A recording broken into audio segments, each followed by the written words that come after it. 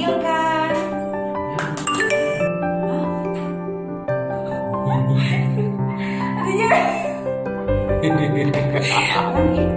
Munduran dong. Halo, ini dia.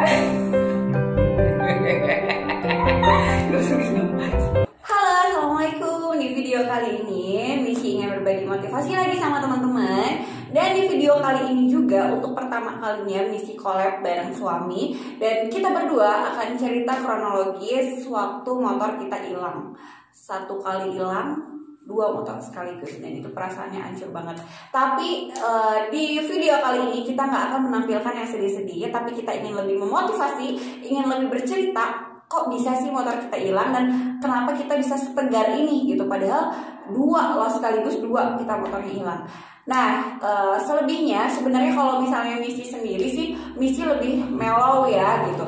Cuman yang menjadi apa ya, Misi semangat lagi, Misi kuat lagi yaitu suami Misi gitu. Dan suami Misi lah yang bisa mencontohkan gitu ya, bisa mencontohkan kok bisa sih tegar. Dan ada satu jawaban yang bikin hati Misi juga tenang gitu. Ada satu jawaban yang hati Misi tenang dan Misi Misi ngerasa ya udahlah gitu kan, motor lagi dipinjam sama orang lain lah gitu anggapannya.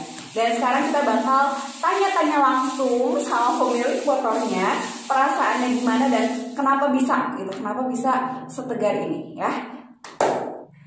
Oke, sekarang narasumbernya udah ada dan jujur Misi nervous banget. Soalnya ini untuk pertama kalinya Misi collab sama suami dan tadi sore Misi itu cuma ngajar doang ya gimana kalau misalnya kita bikin video tentang motor hilang. Soalnya kan bukan mengingat-ingat masa lalu gitu. Iya. Nah, tapi kita ingin memberikan motivasi, siapa tahu di luar sana ada yang kejadiannya sama dan sampai sekarang belum move on. Kita move on itu cukup 1 hari sih kalau aku. Ayang berapa? Cuman sejam. Kalau Ayang itu cukup 1 jam. Enggak, seharian Ayang itu loh. Sehari. Pas motor hilang, si Ayang itu seharian gak mau makan. Betul? Biar kurus. Biar kurus ya. Oke, kita mulai dari kronologi dulu ya kan banyak yang penasaran nih ya, teman-teman Misi sama teman-teman semua lah ya, kronologisnya kenapa bisa hilang. Ayang mau cerita apa aku? Ayang aja lah. Aku aja. Ini tuh sebenarnya cerita sedih tapi kok pengen ketawa ya. Ayang nervous nggak? Gugup. Dia baru pertama kali ya bikin video ya. Biasanya aku terus. Oke, jadi kronologisnya itu banyak banget kila-kila waktu sebelum motor hilang. Betul? Betul? Betul. Jadi cerita itu banyak banget. Pertama, Ayang itu motoin motor. Ada nggak sih fotonya? Banyak Ya, nanti kita tampilin ya. Jadi ini jam 10 malam tuh Ayang tuh motoin terus motor ya di luar. Terus aku sibuk review cemilan di kamar ya, kronologis malam belum tidur. Jadi jam 10 jam 11 kita belum tidur. Terus udah gitu Ayang teh sebelum foto-foto tuh fotokopi dulu SNK SIM KTP itu bukan BPKB di fotokopi semuanya. Dan dia bilang sama aku yang inget nggak yang dokumen penting itu di fotokopi semua, takut ada apa-apa. Itu kejadiannya malam ya, sebelum subuh. Pokoknya malam sebelum kejadian aja. Itu kila-kila yang kita rasain pada malam itu gitu. Terus nggak kerasa apa. Terus pas kita bangun tidur tuh, bapak yang pertama kali lihat motor kita udah nggak ada. Jadi sebelum itu juga hari Kamis, bapak itu sempat lihat ada motor yang ngeliatin rumah kita. Iya, bolak-balik terus mandangin rumah kita terus ya. Pokoknya nggak mikir kemana-mana. Terus hari Jumat itu ada suara piring pecah di dapur. Ya, iya. Kok jadi horor sih? Ya, jadi ada suara piring nggak tahu gelas itu pecah. Terus bapak sama ibu kan ngecek kan, tapi nggak ada apa-apa. Dikira ya mungkin itu kila-kila lah, salah satu kila-kila. Sebenarnya kila-kila tuh banyak ya, dari ibu dari bapak ngerasain, terus kita juga ngerasa. Kita mah enggak ya, nggak ngerasain, cuman ayang lebih ke foto-foto motor untuk terakhir kalinya. Sedih banget. Terus fotokopi SNK SIM segala macam. Aku cuek aja gitu. Sempat sih aku terlintas gitu, ini motor gak akan hilang gitu ya, ditaruh di luar. Jadi motor tuh ditaruh di luar, nggak dimasukin ke dalam karena ya kita pikir aman-aman aja gitu kan. Nah pas subuh bapak teriak, terus gerbang tuh udah kebuka, bapak kan mau sholat subuh kan gitu. Pas ngeliat motor udah pada nggak ada, teriak, Van, motor kamarana gitu kan ya. Teriaknya tuh, Van, motor kamarana dua-duanya itu mah pokoknya langsung shock, lagi tidur lelap banget, langsung shock, bangun tidur ngelihat motor nggak ada, dan Evan cuma diem aja, nggak reaksi apa-apa. Kalau aku langsung teriak, langsung nangis. Ya bener nggak? Leles pisan ya Allah. Nggak pernah sebelumnya kita ngerasain motor hilang. Motor lah, ibaratkan motor gitu yang barang mewah ya disebutnya juga gitu. Motor hilang dua-duanya gitu, perasaannya tuh hancur banget, leles pisan. Udah deh di situ nangis. Misi yang paling cengeng nangis, shock. Cuman Evan mah lebih ke tenang ya. Ya gitu. Aku ingat banget ekspresi ayang waktu itu, tenang banget. Sugan, kamar. Lebay. Ayang nggak lebay. Jadi lebih ke ini langsung nelfon mamahnya, mah motor AA nggak ada. Udah lebih santuy lah gitu ya. Udah kayak gitu prosesnya. Pas proses hilang gimana ya, kita siap-siap ya, prepare gitulah. Iya, langsung ke persiapan ya, langsung laporan aja gitu. Kita kasih tahu nih tindakan-tindakan waktu pertama kita motor hilang itu gimana ya. Ya pokoknya mah kalau misalnya amit-amit gitu ya, ada kehilangan gitu ya, dan nggak mau siapa yang mau hilang. Iya. Kalau misalnya ada kehilangan mah ya coba aja dulu lapor ke polisi gitu kebetulan kita punya rekan juga, kenalan ya. Ada kenalan polisi, ditelepon. Kalau nggak ada ya mungkin bisa siangnya gitu ya langsung ke kantor polisi. Nah kalau udah mah ya tinggal ikutin aja prosedurnya gitu ya, kita ceritain kronologi hilangnya. Ini waktu polisinya datang ke rumah bukan gimana? Enggak, kalau misalnya ini kan sharing gitu ya. Kalau misalnya nggak ada kenalan, kalau nggak ada kenalan, kebetulan kita punya kenalan kan waktu itu gitu. Nah, kalau misalnya nggak ada kenalan mah ya tinggal datang aja gitu ya, bikin laporan kayak kehilangan gitu kan. Ya nanti kan diinterogasi juga gitu kan, diminta. Agak panjang juga sih ya kita ngurusin ini banyak lah pokoknya mah. Karena jujur ya, posisi kita motor 2, kita itu kenapa laporan ini itu sebenarnya kita udah ikhlas ya, udah yakin nggak akan bisa kembali sih sebenarnya. Kita udah ikhlas lillahi ta'ala. Cuman kita tuh kenapa akan ditukar dia, karena kita mempertahankan asuransi yang motor Vario ini, karena masih ada asuransi gitu. Kita masih mempertahankan itu. Kalau motor AF-an ya udahlah, kita udah pasrah gitu karena asuransinya udah habis gitu. Jadi kita lagi nyemangatin itu ya, biar asuransinya dapat lah gitu, biar nggak hilang banyak gitu ya. Itu masih jadi biar ada penggantian lah sedikitnya gitu. Tapi prosesnya panjang. Kita ke dealer dulu karena kita kan nggak tahu gitu. Kita ke dealer dulu, kita nanyain gimana caranya buat pengajuan yang motor hilang segala macam. Kita disuruh ke yang kalau Adira tuh FIF. FIF. Iya. Leasing kita ke leasing. Kita disuruh ke leasing. Kita ke dealer dulu, udah ke dealer kita ke leasing, dan ternyata memang harus langsung ke leasing aja. Leasing dimana kita bayar gitu, dan kita datang ke FIF waktu itu ya. Iya. Ke FIF di Pasir Impun waktu itu. Dan karena kita kita ke FIF itu sih Adira kali ya. Oh iya. Jadi saking paniknya kita nggak tahu Adira apa FIF gitu. Kita langsung datangnya ke Adira karena perasaan kita ke Adira gitu. Kita datang ke Adira dan ternyata data kita tuh nggak ada, dan memang kita pakai FIF. Salah Mbak. Panik. Karena panik kan, Mbak yakin pakai Adira? Iya, kita yakin pakai Adira gitu. Pengajuan motor hilang gitu.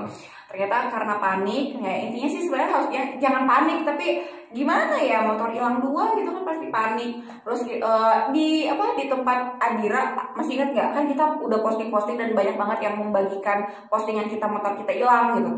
Ada yang nelfon ya, pokoknya banyak banget, kejanggalan banget. Terus ada yang nelfon bilang motor kita ada di dia. Pokoknya nggak masuk akal banget.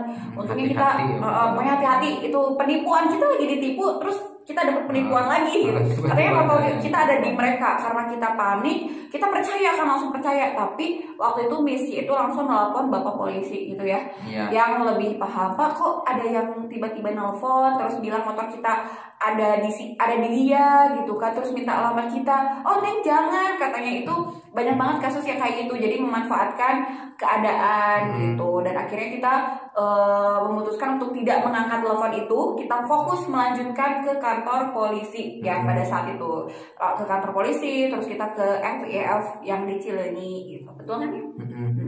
Kayak itu tadi kita mempertahankan asuransi yang motor Vario. Kita tuh motor tuh CBR sama Vario. Nah CBR kita udah ikhlas ya, ikhlas lillahi ta'ala. Kalau Vario kita masih mempertahankan sampai hari kedua ketiga sih yang kita ke Soreang, betul nggak? Iya.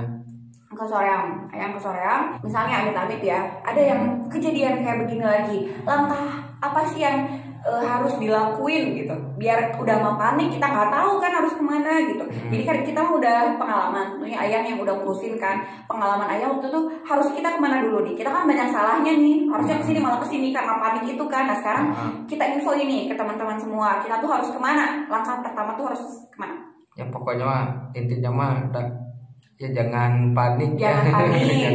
Terus yang kedua kita OTW ke ya, pokoknya udah polisi gimana ya, namanya panik dulu. mah pasti panik kan, tapi ya pokoknya mah harus tetap tenang.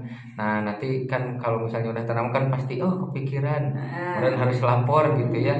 Nah langsung lapor aja dulu ke polsek aja ya, polsek setempat. Kedua ke polsek, terus polsek setempat. Nah nanti kan dari sana kan kita istilahnya diinterogasi gitu ya, ditanya laporan, ditanya kronologi kehilangan, terus jam kehilangan kayak gitu. Nah itu kan nanti kalau misalnya udah, nah nanti kita itu dikasih surat penghantar lagi. Oh dari polsek itu kita nanti dikasih surat penghantar lagi. Ya, nah itu untuk ke leasing ya kalau nggak salah. Apa? Untuk ke leasing. Iya untuk ke leasing. Untuk leasing. Langkah ketiga. Datang ke leasing. Nah nanti dari leasing juga itu dikasih lagi kayak berkas lagi ya. Itu isinya surat penghantar lagi itu. Surat penghantar untuk buat ke Polres Soreang. Nah Polres. Nah kalau udah dari sana mah nanti sama balik lagi ya, dikasih penghantar lagi. Dikasih penghantar lagi untuk ke dua penghantar. Dua penghantar untuk satu buat leasing.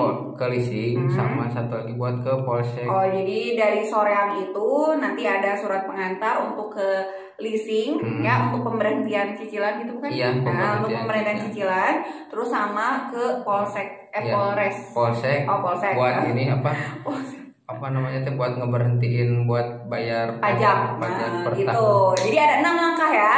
Kayak misi ulangi lagi untuk pemblokiran pajak gitu. Pemblokiran BPKB. Pemblokiran BPKB. Oke. Yang pertama kita datangnya ke tenang dulu, harus tenang dulu ya kalau harus tenang dulu. Kedua harus datang ke polsek ya, untuk polsek setempat memberikan laporan, pasti diinterogasinya kejadiannya kapan segala macam dan bikin laporan. Ketiga langsung datang ke leasing. Ke leasing dulu. Minta surat pengantar. Jadi ke polsek sama ke leasing itu minta surat pengantar untuk ke Soreang ya, ke Polres. Gitu. Nanti dari Polres kan udah data masuk gitu kan. Nanti dikasih surat pengantar lagi, kita balikin lagi si surat itu ke polsek sama leasing gitu. Kalau ke leasing tujuannya untuk pemberhentian cicilan. Jadi kan takutnya dikhawatirkan motor hilang, cicilan harus tetap masuk gitu ya. Terus kalau ke polsek itu untuk pemberhentian BPKB, pemblokiran BPKB. Jadi ada 6 langkah ya. Semoga bermanfaat informasinya. Nah, ada lagi satu lagi. Kan aku tuh paling mellow. Jadi galaunya tuh beberapa hari gitu karena sedih kan. Jadi bukan sedih karena nominal si motor, tapi aku tuh sedihnya maksudnya tuh maksud aku ya, motor itu kan aset gitu ya, istilahnya tabungan lah, tabungan buat Dede Rafa gitu kan ya, buat apa kek gitu kan. Aku mah jadi banyak kenangan gitu. Jadi sedihnya tuh banyak kenangan, jadi sedih. Jadi motor itu tuh motor pertama kali datang itu kita udah jalan ya. Ini udah pacaran gitu, udah pacaran. Hadiah ulang tahun. Hadiah ulang tahun. Jadi pas lagi surprise juga motor udah ada. Jadi hadiah ulang tahun lah gitu. Itu tuh hadiah ulang tahun dari mama gitu kan? Iya. Hadiah ulang tahun dari mama. Terus jadi kalau aku nggak salah ya, kalau nggak salah tuh jadi motor itu harusnya datang tanggal sekian, tapi sama mama dipercepat tanggal 2 Juni itu harus udah ada karena untuk hadiah ulang tahun. Itu ulang tahun. Apa takutnya dia mau ngasih kado gitu. Jadi 2 Juni itu harus udah ada. Ke dealernya tuh ngomong gitu mama gitu karena untuk hadiah ulang tahun. Dan alhamdulillah sesuai rencana. Pas ayang kerja motor udah datang, dan pas ayang pulang kerja aku ada, terus motor juga udah ada gitu, alhamdulillah ya. Dan itu tuh setahu aku motor itu kepengen ayang banget dari SMA gitu. Dari SMA pengen banget motor gede gitu kan. Dan terus waktu itu tuh lagi zaman film Si Boy gitu. Kerusum. Lagi usum gitu, usum film Si Boy gitu. Terus jadi ya bahagia banget kan waktu itu. Banyak kenangan dan nggak ada cewek lain apa yang naik motor itu selain aku, betul? Betul? Nggak, selain mama kan ada mama, ada aku, ibu juga, Neng juga pernah naik motor itu gitu. Jadi pokoknya banyak kenangan yang nggak bisa dilupain. Terus motor itu tuh pernah kita touring ke Santolo ya. Terus banyak lah pokoknya banyak banget, kita udah pernah kesana pakai motor itu gitu. Itu sih yang lebih bikin mellow, yang bikin sedih gitu.